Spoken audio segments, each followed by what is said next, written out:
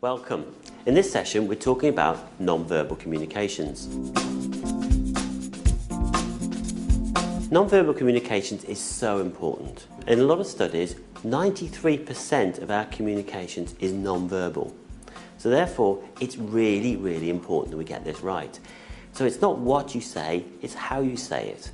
7% of any meaning is derived from the spoken word, and those spoken words are important, and we're going to talk about those later. But 38% is on your linguistic, your voice, your loudness, your tone.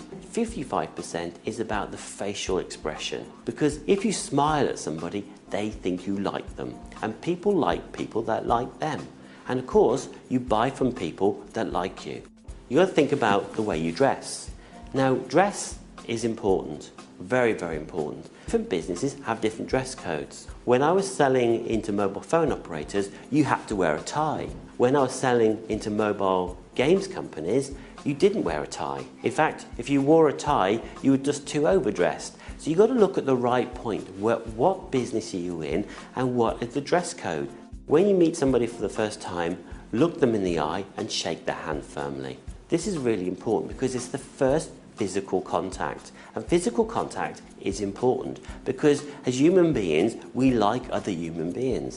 Show them the enthusiasm in your body language, and this is all about using open methodology. It's about thinking about how you can embrace them and show them that you want to work with them.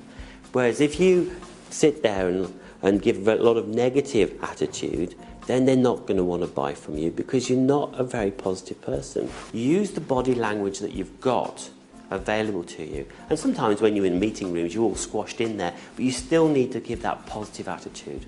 Distance between you and your customer is important. Some people don't like people budging right up to them. So think about the space that you have between you and your customer when you meet them. Sometimes it's best to have a table between you and your customer so you've got that space to begin with. And as the business relationship moves forward, then the spacing doesn't really matter. But think about that space before you make an invasion of their privacy.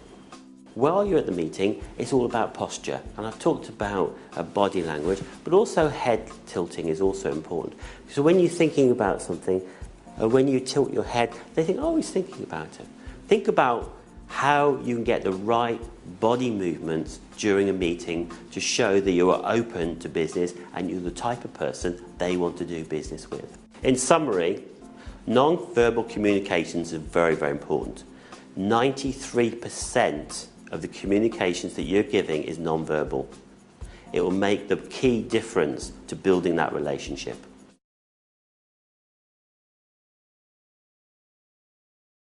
Remember a time when you met someone in a leadership position that you just didn't like? It set the tone for the whole interaction. What if that was how others felt about you? Well, it doesn't need to be. Consciously taking charge of your body language for the very first meeting will heighten your personal impact.